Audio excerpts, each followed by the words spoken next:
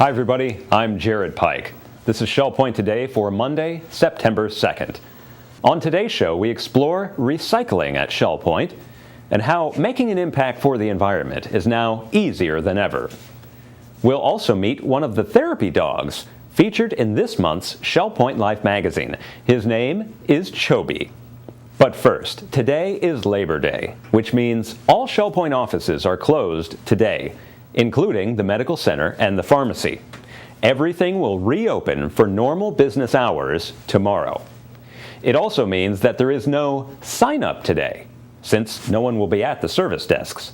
September's activity sign-up will take place tomorrow, starting at 8:15 a.m. at the Island and Woodlands service desks. There is one event happening today. The Crystal Room is hosting a special Labor Day luncheon with your favorite American picnic items, hamburgers, hot dogs, and all the fixins'. They'll also have entertainment from the Live Wires. The Crystal Room's Labor Day picnic happens today from 11 a.m. to 2 p.m. And the Shell Point Singers, who normally rehearse on Monday afternoons, are in fact still rehearsing on Monday afternoon. As Randy Woods says, what better way to celebrate the holiday than to lift our voices in song? I personally like to lift my voice on television, but that's just me. If you enjoy singing, then come to the Shell Point Singers, who are rehearsing this afternoon at 3:15 p.m. in the backstage area of the Village Church. And remember, the Village Church's lobby is under construction and will be until October. So, until further notice, please enter and exit the Village Church by the side doors. We have signs out there that can direct you. So, unless you want to get hired as a drywall contractor, please avoid the lobby of the Village Church until further notice. So, there are many here at Shell Point who care for the environment. And honestly, you wouldn't have moved to Shell Point if Florida were a giant trash heap. Preserving the ecology is in all our best interests. And now, there's an even simpler way to help. Recycling keeps materials out of landfills. And here in Lee County, it's dead simple to do. You don't even need to separate cans, bottles, and paper. They can all go into the same recycling bin. I visited Environmental Services Manager Tony Arias to learn more. Hi everybody, it's Jared Pike with Shell Point TV. Today we're talking about recycling, and specifically what you can recycle, what can go in the recycling bin and what can't. And here to help us out is Tony Arias, Environmental Services Manager. How are you, Tony? Fine, how are you? I'm doing great. We're here in a trash room at Shell Point, happens to be Teledora, and we're going to take a peek inside. This is in every trash room at Shell Point. They have, let's take a look, Tony. What's in here? Well, pretty much you have two containers for regular trash. Regular trash? You will have a container for paper goods. You will have a container for glass, plastic, and aluminum cans. Okay. And we also have a separate container for batteries. Okay. And we've specifically mentioned that the rechargeable batteries, the lithium ion, the things that go in your digital camera perhaps, they go in here. Now, a very important point that you need to know is that you don't need to separate all your recyclables. Is that right? That is correct. Yes, we actually have the commingle recycling, which means everything can go into one bag. You don't have to separate them. So you don't have to separate glass, plastic, aluminum, even paper. As long as all the materials are in one thing that are just recyclables, you can put them in the bin, and Lee County actually has the facility downtown that they will separate out. They have automatic machines that will sort out the paper from the glass, from the plastic. That all happens at the recycling facility, so you don't have to do it. However, Tony, what you don't want to do is put trash in the recyclables. Correct, because that means whatever you have recycled will become trash. So we're going to keep them separate. Okay, so if you have a recycling bag and you just happen to throw in a piece of food or some other piece of trash, something that can't be recycled, that is spoiled, that bag. It can't be recycled, and Tony's guys have to throw it in the trash. which kind of cancels out the reason for recycling. Now, let's go down the list again of things that can be recycled. What are the good things that we do want in the bins here? We can do, for the aluminum, we can have soda, beer cans, aluminum foil. All that can be recycled into the aluminum container. Also, glass, we can have the soda, beer, liquor, and wine bottles. Jelly, salsa, and mayo jars can be recyclable in one pile. And I see it says clear glass, brown glass, green glass, they're all okay. Yes. They can all go in one thing. Yes, they can all go in one thing. For metals, soup, juice containers, pet food, tuna, vegetable cans can go in one container. Aerosol cans, they can be in one container, but we have to puncture a hole in it. If you need help with that, you can call 2190 and we'll be able to assist you in that matter. And hopefully they would be empty. Like we don't want a bunch of old dog food and things in those cans. If you can rinse them out, please do. It would be a big help. Yes. And paper. For paper, newspaper, magazine, brown, white, or color bags can go into one container. Phone books, junk mail, catalogs, office and computer papers can go in one container. What we cannot mix with paper is shredded paper. That has to be recycled separate. Okay. And also, food boxes, like a cereal box, can be recycled, but the bag inside cannot. Correct. Milk cartons cannot be recycled because they are not paper, they're actually wax. So let's go down the list of what cannot be recycled. These are things that you do not want to put in your recycling bin. Cooking utensils, door screens, lawn furniture cannot be recycled as a part of the aluminum. Sure, pots and pans or no? No.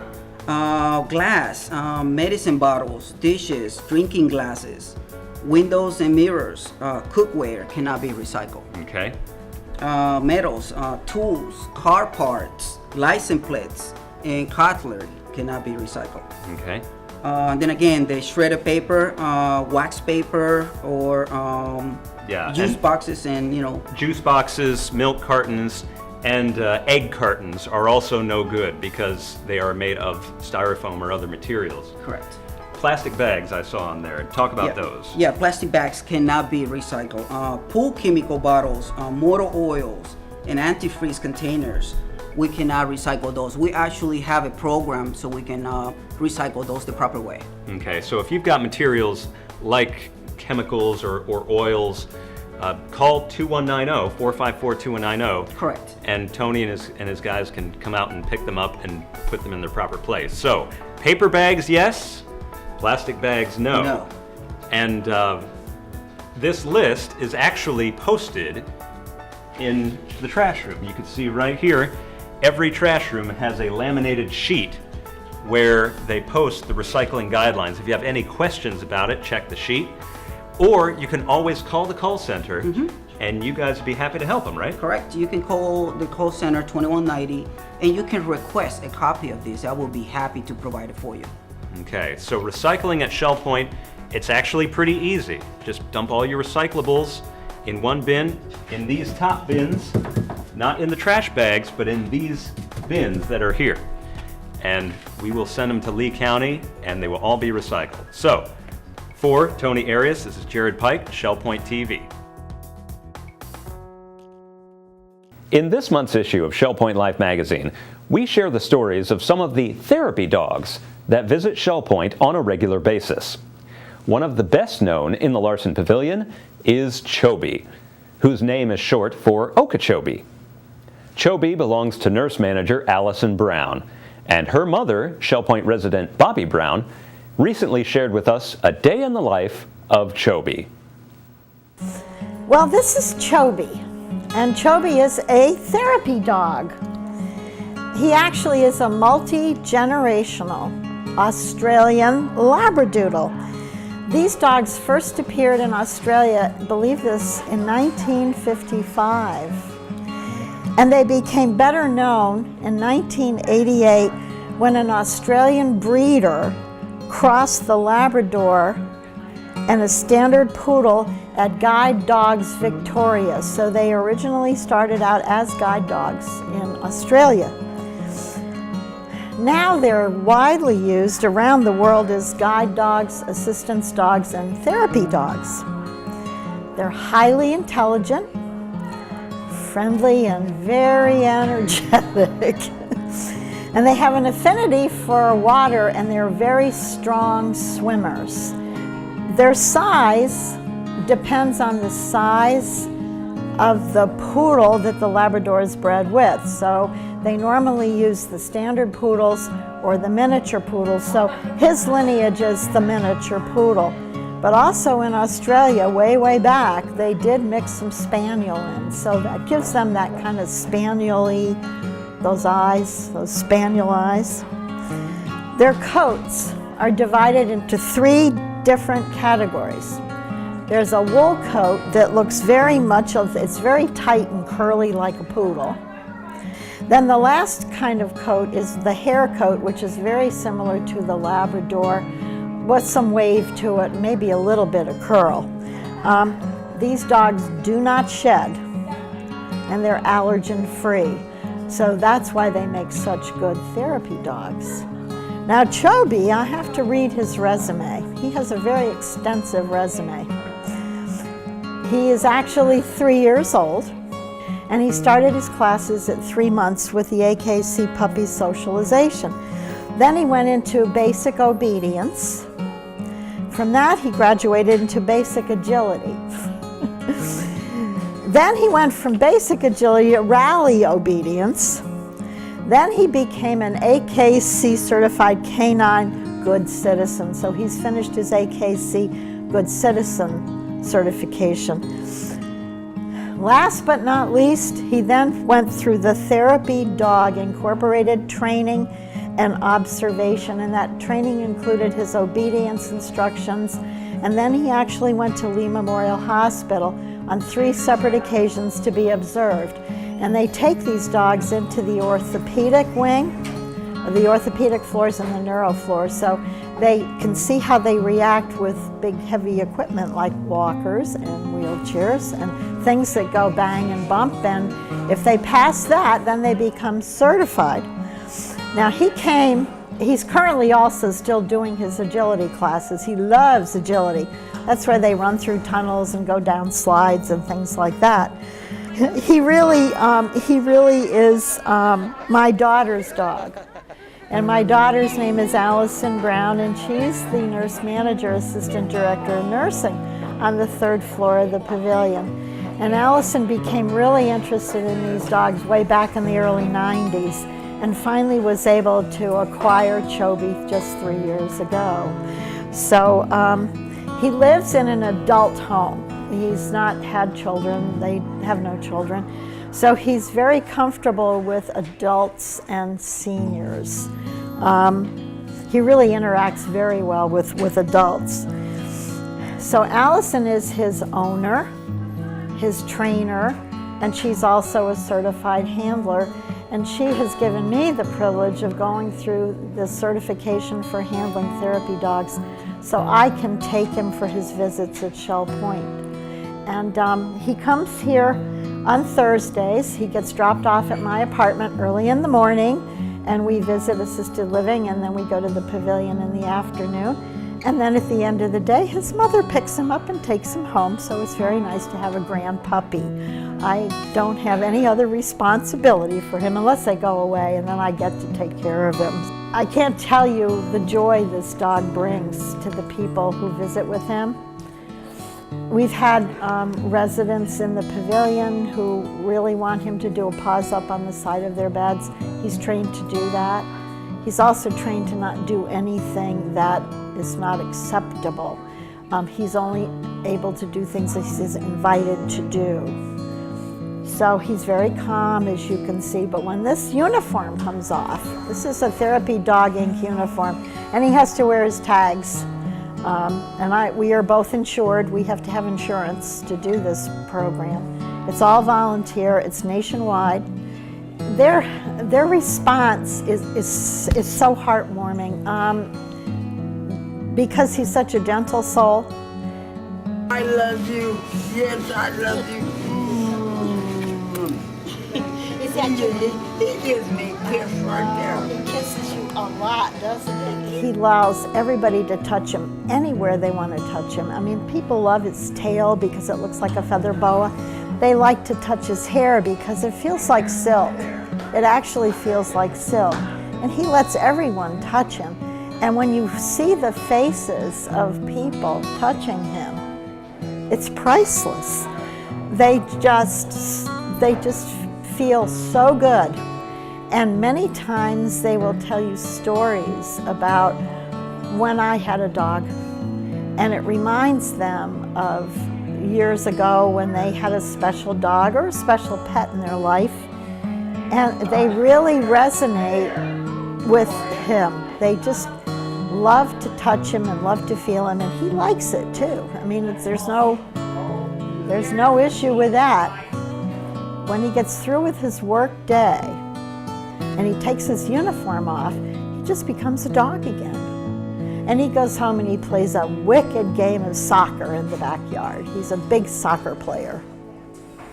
So that's our Chobi. Coming up, we are covering all of Monday's happenings from Resort Services. But first, it's time for a preview of this week's Channel 13 radio program, Listening to the Words. This week on Listening to the Words, hear about a wildfire fighter who went to visit his sister and instead found 3 new friends. It wasn't his job, wasn't his land, but his promise made it his fire. Also meet a snowbird from Indiana and Southwest Florida who lent a helping hand at 9/11 in Manhattan, where they served those who put their lives on the line for all of us.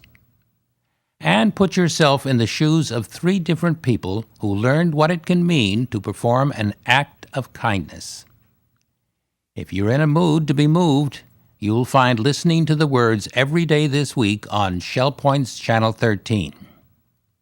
David Howenstein reminding you that Listening to the Words will not be on next week, but will return the week of September 16 as a Grandparents' Day program.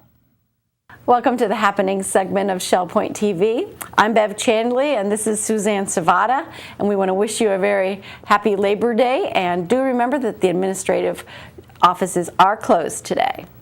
We're going to start our activities this morning at 9 o'clock with round robin men's doubles tennis being played down at the Woodlands tennis courts.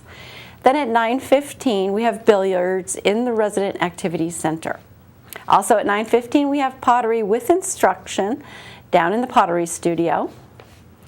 Also at 9:15 we have virtual bowling. That'll be in the Resident Activities Center.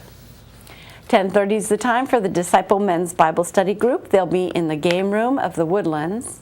And our 10:45 time brings us to table tennis in the Tarpon Room. This is where the clinic will take place. At 11 o'clock, we have a Labor Day picnic at the Crystal. And here's Suzanne for the afternoon lineup. The afternoon starts off at 12 o'clock with Mahjong being played in the Sable Room at the Woodlands. At 1:15, we have a few activities going on. We have Scrabble being played in the Library Lounge on the island, table tennis in the Tarpon Room on the island, and we have the Tone Chimes meeting in the Osprey Room on the island. At 2 o'clock, the Beady-Eyed Bead Club will be in the Oak Room at the Woodlands. And at 3 o'clock, we have a Health Connections Pilates stretch in the Health Club on the island. At 3:15, the Shell Point Singers will be rehearsing in the choir room of the Village Church. And at 6:30, we have Duplicate Bridge in the game room at the Woodlands. Our last Monday activity is 7 o'clock square dancing in the Health Club on the island. That wraps up Monday. We hope you have a great holiday, and we'll see you back here tomorrow. Menus for Monday. The Crystal Room is featuring its Labor Day lunch buffet, but they will be closed for dinner, and the soup of the day is split pea. In the Island Cafe for lunch on Monday, enjoy a roast beef club with fries for $6.95. The dinner special is grilled tilapia with fresh pesto, rice pilaf, and vegetables for $7.95. And the Palm Grill is closed on Mondays. All menus are available 24 hours a day at www.shellpoint.net. Hi, welcome to Village Church Connections. I'm Andy Hawkins, the senior pastor of the Village Church, and it's my pleasure to welcome Don Stainhook, who's our the chaplain for the employees here at the Shell Point Retirement Community. Well, it's good to be here. And it's exciting to do that because this is Labor Day. Yes. And I think it's a wonderful occasion to not only mark the occasion, but to really contemplate a little bit about the significance of this day in our nation's history and perhaps in what it means to be human, as a matter of fact. Absolutely. And so obviously you make a lot of connections with those folks who work here at the Shell Point Retirement Community. And so the kinds of things that we like to celebrate and perhaps honor from time to time, you're sort of living it day in and day out in the way you meet and work with people, aren't you? That's absolutely true. Yeah. And so as a pastor and as a chaplain, what do you see as some of the significant values that we find in Labor Day that might relate actually to some of our theological core values as Christians?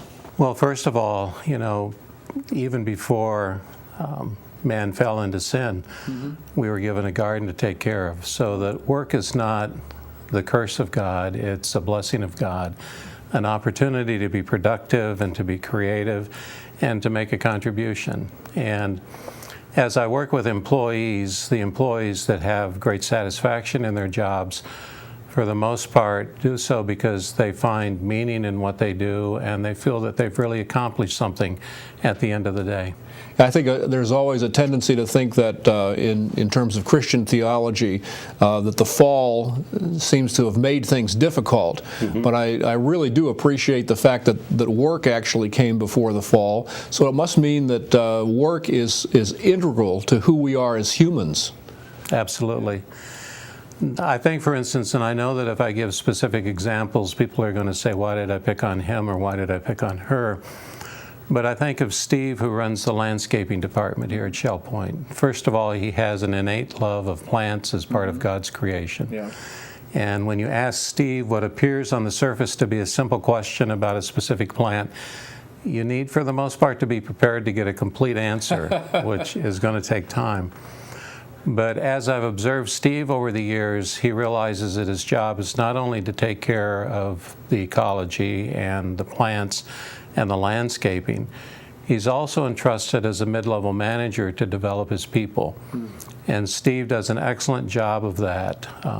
He will allow people to join his department who know nothing about plants but have a willingness to work hard.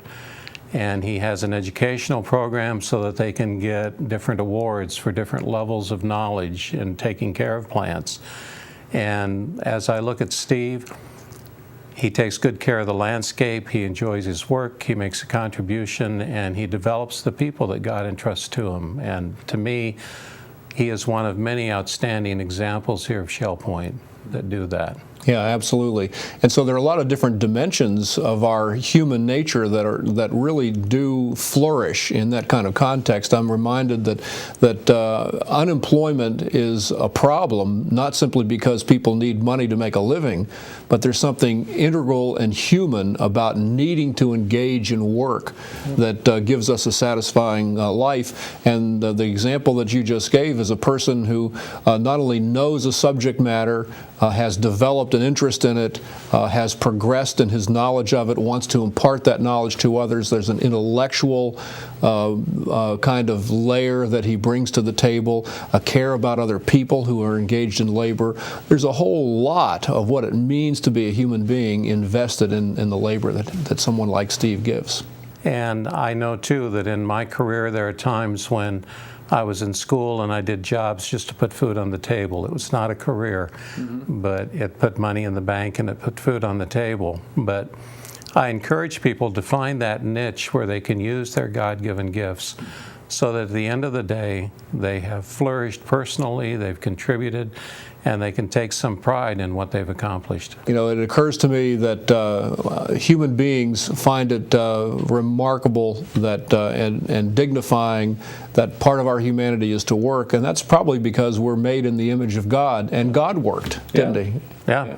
And he's still working today. And he's still working today. That's exactly right. One other thing that we ought to point out, and that is that there are a lot of people who are residents here who do work. And the number of volunteers is extraordinary. Yeah, sometimes when I contemplate my own retirement, I'm not exactly thrilled by the busyness that I see among the residents as they're involved in all different kinds of volunteer activities and different things to fill their days.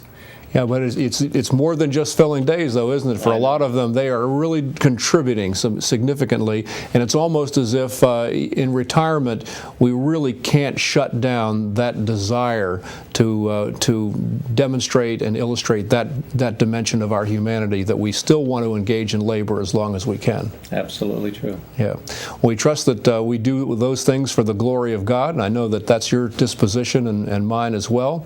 And we hope that this Labor Day finds you satisfied and delighted in the work that has been provided for you and the work that you've done over the years, and that this will be a wonderful, God-honoring and human-dignifying occasion as we celebrate this Labor Day together. Thank you for joining us on the Village Church Connections, and we hope to see you soon. We're glad you joined us for today's show.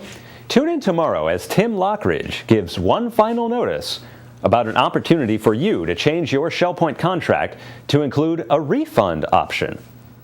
We'll also talk about the Arab Spring, as Adrian Kerr tells us about the latest goings-on in Egypt. Until then, this is ShellPoint Today for Monday, September 2nd. I'm Jared Pike, and from all of us here at ShellPoint TV, we hope you have a great day, and we'll see you again tomorrow.